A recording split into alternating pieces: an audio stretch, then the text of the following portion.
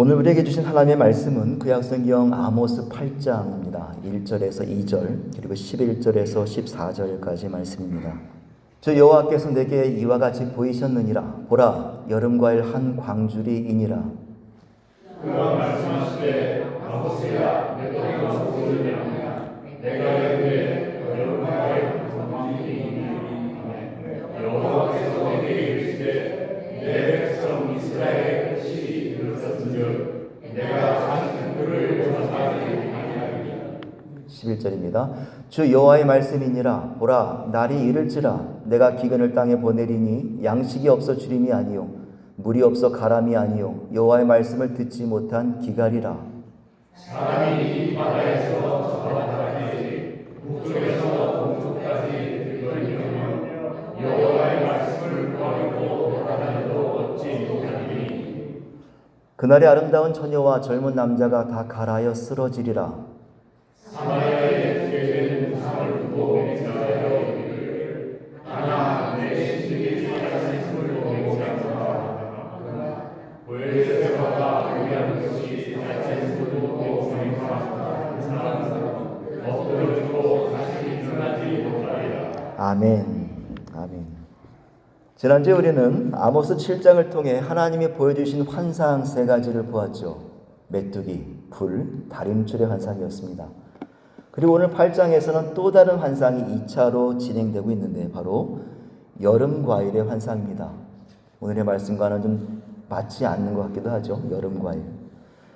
그런데 성경을 가지고 계신 분은 이 본문에서 여름 과일이라는 단어에 써 있는 각주를 보시면 이런 설명을 보실 수 있어요. 히브리어로 여름 과일이란 말과 끝이란 말의 의미 같음. 그러니까 마지막 혹은 끝이라는 말을 강조하기 위해서 발음이 비슷한 여름 과일은 카이츠라고 하고 끝은 캐츠라고 하는데 이 여름 과일을 예시로 들었다라는 것이죠. 다시 말해 이 말씀은 풍성한 여름 과일을 의미하는 것이 아니라 끝, 이스라엘 백성들이 그 마지막 끝에 와 있음을 그리고 곧 심판을 받게 됨을 설명하고 있는, 선포하는 말씀입니다. 그 심판의 내용이 3절부터 나와요. 집안과 길거리에 시체가 가득하고 8절에 보면 지진과 홍수가 나며 어둠이 덮이면서 10절에 너희들의 모든 노래가 애곡으로 변하게 되며 굵은 배로 옷을 입고 머리가 어떻게 됩니까? 모든 머리가 대머리가 되고 모든 외아들이 죽게 될 것이다. 어느 장로님이 이 아모스 말씀을 읽고 깜짝 놀라셨다는 거예요. 그분이 대머리셨거든요. 그래서 하나님, 제가 어쩌다 하나님의 심판을 받아서 대머리가 되었습니다. 용서하여 주옵소서 간절히 기도했다는 거예요. 근데 그날 밤에 하나님이 꿈에 나타나셔서 이런 말씀을 하시더래요. 걱정하지 마라, 박장로야. 너희 교회 담임 목사도 대머리란다. 제가 위에서 뵈니까 앉아 계신 분들은 그래도 다 머리숱이 많으신 것 같아요. 걱정 안 하셨죠? 네. 여기서 말하는 대머리는요, 심판의 결과를 말하는 것이 아니라 그 당시 이스라엘은 아주 슬픈 애곡하는 애통하는 일을 만나게 되면 어떻게 합니까? 베옷을 입죠. 애통을 하면서 머리를 밀고 재를 뒤집어 쓰고 기도하고 우는 그런 날들이 있어요. 그런 문화가 있었습니다. 그러니까 이 말씀은 심판의 날이 너희들에게 곧 임할 것인데 그 날이 되면 큰 슬픔을 당해서 애곡이 방방곡곡에 흘러넘칠 것이다. 심판의 날에 그 말씀을 전해주고 있습니다. 그런데 그 다음을 보면 더 끔찍한 심판이 하나 더 소개됩니다. 바로 11절에 나오는 여호와의 말씀을 듣지 못한 기근이라는 심판이 나와요. 여호와의 말씀을 듣지 못한 기근. 우리 개역개정 성경에는 기근이란 말과 기갈이란 말이 두 단어가 함께 소개되고 있는데 기근이란 말은 먹을 것이 없어서 굶주린 상태를 말하는 것이고 기갈이란 말은 굶주린 상태에서 목이 마른 갈증의 상태까지를 기갈이라고 말합니다. 근데 히브리 원문에는요, 이 기갈이라는 단어는 없어요. 아마 이 성경에서 이 말의 의미를 더 설명하기 위하여 기갈이라는 단어를 추가한 것처럼 보여집니다. 그래서 오늘은 기갈이라는 말 대신에 기근이라는 단어로 통일해서 사용을 해볼까 합니다. 이 11절에 보면 하나님께서 이 땅을 굶주림의 상태로 만드시는 기근의 심판을 내리시겠다라고 말씀하시는데, 그것은 육신의 양식을 못 먹거나 물을 못 마시는 그런 굶주림이 아니라 어떤 기근이에요? 여호와의 말씀을 듣지 못하는 기근, 말씀을 듣지 못하는 기근이라는 거예요. 말씀을 듣지 못하는 기근. 성경을 보면은요, 하나님은 늘 세상을 향하여 말씀하시는 분이셨습니다. 지도자를 세우고 왕을 세우고 사사와 선지자들을 세워서 백성들을 죄로부터 돌이켜 하셨어요. 아모스가 활동하던 이 시대에도요, 북이스라엘에서 동시대에 활동하던 호세아, 요나가 있었고요, 남유다에서는 이사야와 미가가 있었습니다. 그러니까 하나님의 말씀을 들으려고 하면 충분히 들을 수 있는 그런 시대였지만 말씀이 들리지 않았다. 말씀을 구할 수 없었다. 말씀을 들을 수가 없는 기근 현상이 그들에게 주어진다는 거예요. 마치 홍수가 나서 사방이 물로 가득한데 아이러니하게 뭐가 없는 거죠? 사방은 물이 가득한데 뭐가 없습니까? 마실 물이 없는 것 같은 거죠. 이스라엘은 언제든지 하나님 말씀을 들을 수 있었고 찾을 수 있었고 경험할 수 있었지만 그들은 듣지 않았고 거부하였고 오히려 세상의 헛된 소리들만 쫓았다라는 것입니다.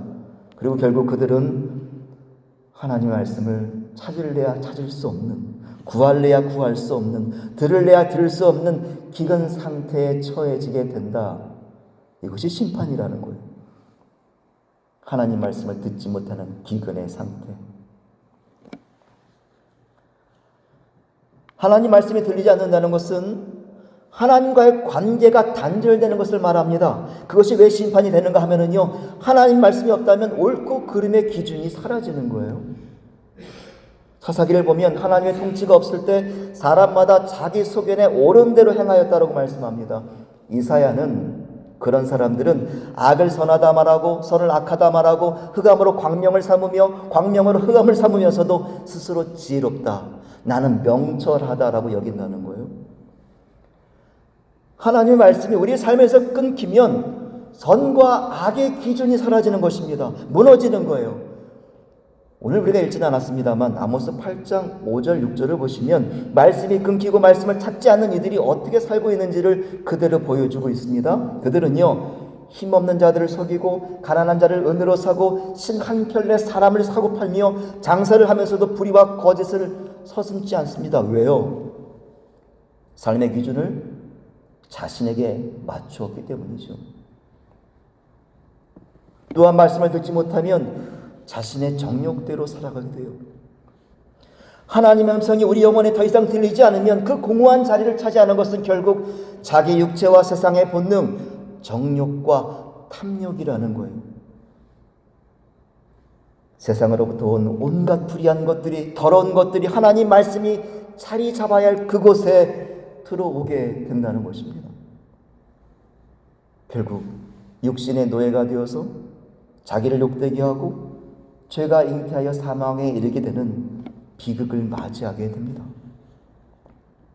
또한 가장 심각한 현상인 영적 분별력이 무너집니다. 이사야에 보면 영적으로 무너진 이스라엘 백성들은 선지자들에게 어떤 얘기를 하냐면요, 야, 너희들 나에게 바른 말은 하지 마. 바른 말 하지 말고 부드러운 말만 해. 그리고 거짓된 것을 오히려 나한테 보여줘.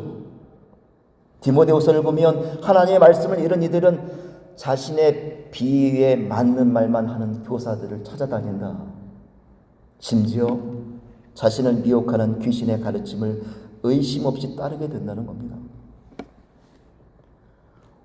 오늘 본문 12절을 보면 하나님의 말씀이 끊긴 자들의 모습이 나오죠. 이 바다에서 저 바다까지, 북쪽에서 동쪽까지 비틀거리며 여호와의 말씀을 찾아 헤매겠지만 찾지 못하리라.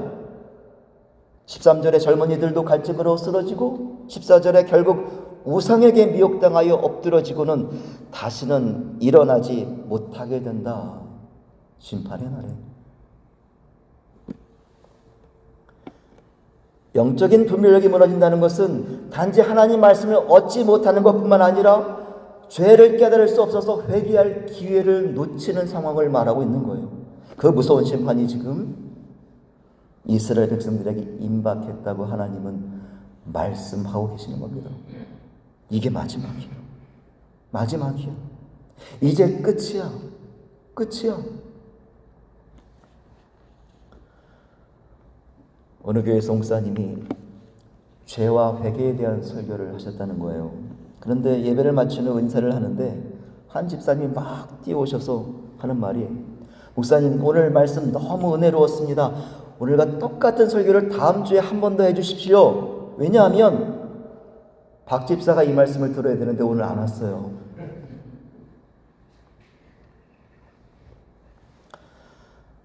아모스 1장을 보면요, 하나님은 아모스를 통하여 이스라엘의 이웃 나라들의 죄를 지적합니다. 다메섹, 가사, 두로, 에돔, 암몬, 모압들을 심판하시겠다고 말씀하시는 거예요. 그 심판의 메시지가 아모스를 통하여 이스라엘 백성들에게 외쳐지는데 성경에는 말하고 있지 않지만 그들은 아마도 그 메시지를 받아들였을 거예요. 또 어쩌면 속으로 좋아했을지 모릅니다. 야, 드디어 하나님의 공의가 실현되는구나. 저 악한 이웃나들이 심판을 받다니 하나님은 분명히 살아계시는구나. 너 아모스 참 일 잘하는구나. 말 잘한다. 그런데 이 장에서 심판의 방향이 남여다를 가리키더니 끝내 북이스라엘로 넘어온 거예요. 그러자 그들은 반응하기 시작합니다. 아모스를 협박하고 회유하고 왕에게 고발하여 쫓아내려 하는 거예요. 남의 죄와 심판에는 환호하던 이들이 정작 자기들의 죄와 심판 앞에서 눈을 감고 귀를 닫아버리고 거부하고 있는 것이죠. 그들의 모습은 지금 영적 분별력을 잃어버려서 죄를 깨닫지 못하는 하나님 말씀의 기근을 겪고 있는 것이죠. 그들 스스로는 깨닫지 못했지만 이미 하나님을 알아보지 못하는 기근, 심각한 영적인 기근에 빠져 있었다라는 것입니다. 여러분, 이러한 일들이 성경에만 일어나는 현상들입니까? 저와 여러분이 살아가고 있는 지금 하나님 말씀이 풍성한, 아니 너무나도 흔하게 들을 수 있는 이 시대에 역설적으로 말씀을 들을 수 없는 영적 기근이 일어나고 있지는 않습니까? 지난 2024년에 라이프웨이 리서치 발표에 따르면 미국 성인의 55%가 성경은 인생의 가르침이 있는 책이다 라고 답을 했다는 거예요. 심지어 성경을 거의 읽지 않은 사람들조차도 성경은 나의 삶을 변화시킨다는 것에 동의한다. 성경이 그만큼 내 인생의 길라잡이요 도움을 주는 귀한 말씀이다 라고 많은 사람들이 생각을 했다는 거예요. 그런데 2025년 발표를 보면 그럼에도 불구하고 성경을 매일 읽는 사람은 고작 11%에서 14%에 불과하고요. 그마저도 대부분 자기 마음에 드는 구절만, 필요할 때만 찾아보는 체리피킹 현상이 나타났다는 것입니다.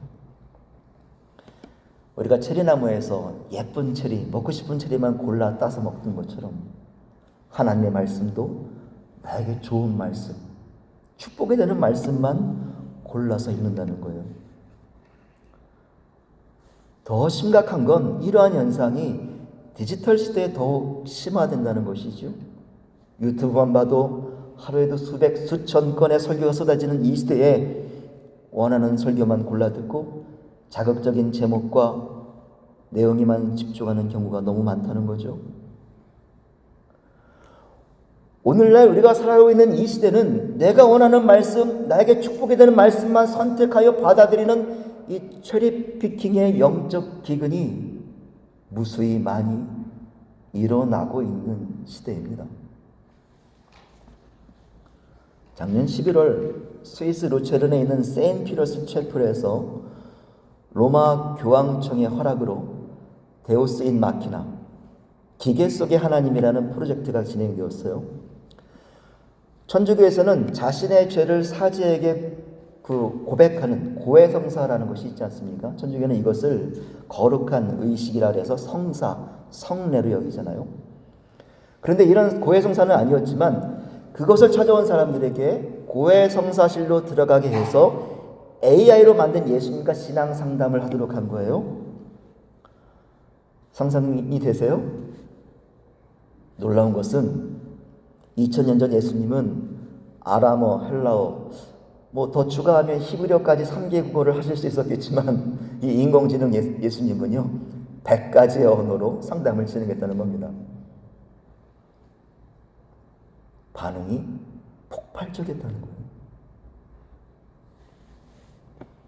그 신앙 상담에 몇 명이 참여한 줄 아십니까? 1000명이에요. 그런데 그 1000명 중에 300명이 설문조사에 답을 했는데 3분의 2가 그 상담이 영적인 경험이었다면서 만족감을 표현했다는 거예요. 저분이 나의 목사님이었으면 좋겠다. 저분이 나의 예수님이었으면 좋겠다.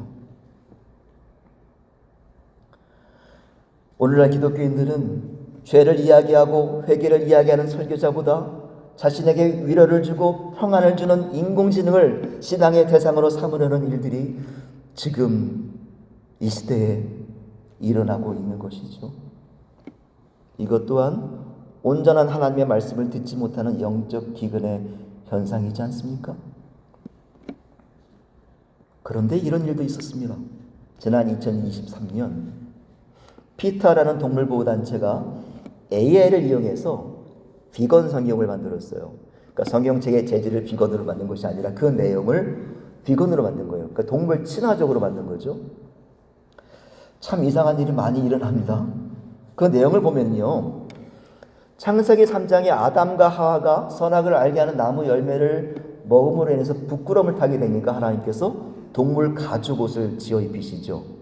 이 말씀을 어떻게 바꾸었냐면 동물을 죽이면 안 되니까 대나무 옷을 지어서 만들었다. 성경 말씀을 이렇게 번역한 거예요. 심지어 창세기 22장에 아브라함이 양을 잡아 첫 제사를 드리는 내용이 나오는데 동물보호단체가 만든 성경입니다. 양을 죽이면 안 되겠죠? 양은 너무나 순한 동물이기 때문에 아브라함과 친구가 되었다. 성경 말씀을 이렇게 바꾸어 버렸습니다. 우리는 하나님의 진리의 말씀이 이렇게 오역되고 왜곡되고 모욕당하고 있는 현실 속에서 불편함 없이 살아가고 있습니다. 이것이 바로 오늘날 일어나고 있는 영적 기근인 것이죠. 하나님 말씀이 온전히 들려지지 않는, 또 그 말씀을 온전히 받아들이지 못하는 시대가 바로 영적 기근의 시대이고 우리는 그 시대 안에 지금 서 있는 거예요. 그렇다면 여러분들에게 질문을 드려보겠습니다. 오늘 저와 여러분의 신앙은 건강하십니까? 우리 안에도 어쩌면 영적 기근의 증상들이 이미 일어났고 또 심각하게 퍼져 있음에도 깨닫지 못하고 있는 것은 아니십니까? 저는 오늘 이 본문의 내용을 가지고 지금 우리의 신앙을 진단해 볼 수 있는 5가지를 나누어보려 합니다. 만약 이 내용들이 여러분의 현재의 모습에서 나타나고 있는 것이라면 바로 지금 영적 기근의 문제를 해결해야 할 때입니다. 첫째는 회개의 기근. 나는 죄에 대해 무감각하거나 심각하게 느껴지지 않는다. 우리의 삶 속에서 또 신앙 속에서 하나님 말씀이 더 이상 경고나 찔림으로 작용하지 않음에도 불구하고 나는 아무런 영적 불편함을 느끼지 못한다면 우리는 이미 회개의 기근을 겪고 있는 거예요. 둘째, 기도의 기근. 나는 기도가 부족하고 형식적인 기도를 할지라도 신경이 쓰이지 않는다. 오늘 나의 삶에서 기도가 죽은 습관이 되고 텅 빈 형식이 되어버렸는데도 아무런 영적 답답함과 갈급함을 느끼지 못한다면 이 역시 우리는 이미 기도의 기근에 빠져 있는 것이죠. 세 번째 말씀의 기근. 나는 오늘 말씀을 읽고자 하는 갈망이 없다. 우리는 하나님의 백성으로서 하나님의 말씀을 읽지 않고 또 가까이 하지 않을 때 당연히 말씀의 영적 금단 현상이 나타나야 합니다. 그렇지 않고 오히려 편안함을 느낀다면 우리는 이미 말씀의 기근을 겪고 있는 거예요. 넷째, 예배의 기근. 나는 오늘 예배와 공동체 생활에 기다려지지 않는다. 우리의 삶에서 예배가 형식적이 되고 사라진다는 것은 하나님의 임재를 잃어버리는 심각한 문제인데도 나는 아무런 영적 갈증과 두려움을 느끼지 못한다면 이 또한 우리는 예배의 기근을 겪고 있는 것입니다. 마지막으로 다섯째, 성령의 기근. 나는 성령의 인도하심과 감동을 거의 느끼지 못한다. 우리가 성령으로 살면 우리는 성령으로 행할 수밖에 없는 거죠. 나의 언어에서, 나의 행동에서, 나의 습관에서 하나님을 말하고 신앙을 이야기하는 것이죠. 그런데 그렇지 않다면 나는 성령에서 떠난 삶을 살고 있는 거예요. 이스라엘이 심판받게 된 이유가 하나님의 다스리심을 거부하고 자기의 소견에 옳은 대로 행하는 이 성령의 기근이 있었기 때문인 것이죠. 사랑하는 여러분, 오늘은 무거운 주제입니다만 지금 말씀드린 이 5가지 징후들이 우리의 삶에서 나타나고 있지 않은지 심각하게 찾아보셔야 합니다. 나의 삶에 더 이상 하나님 말씀이 들리지 않는, 회개가 없어 기도가 나오지 않고 말씀에 사모함이 없고 예배 또한 기다려지지 않고 그리고 성령으로 살아가지 못하고 있다면 우리의 영혼은 지금 심판의 문턱에 와 있다는 신호를 가리키고 있는 거예요. 지금 내 안에서 하나님의 말씀이 끊어져 가고 있는 것이죠. 그리고 하나님의 음성이 들리는 거예요. 이제 끝이다. 이게 마지막이다. 하나님은 오늘 말씀을 통해서 우리에게 마지막으로 회개할 기회를 주고 계시는 것입니다. 여러분, 이 회개함 앞에서 망설임이 없기를 간절히 원합니다. 주저함을 버리시기 원합니다. 우리는 통회하는 심령으로 하나님의 긍휼과 생명을 붙잡아야 살 수 있는 존재들입니다. 오직 회개함으로 이 영적 기근에서 벗어나고 다시금 말씀의 단비와 성령의 생수를 경험해야만 우리는 살아갈 수 있는 거예요.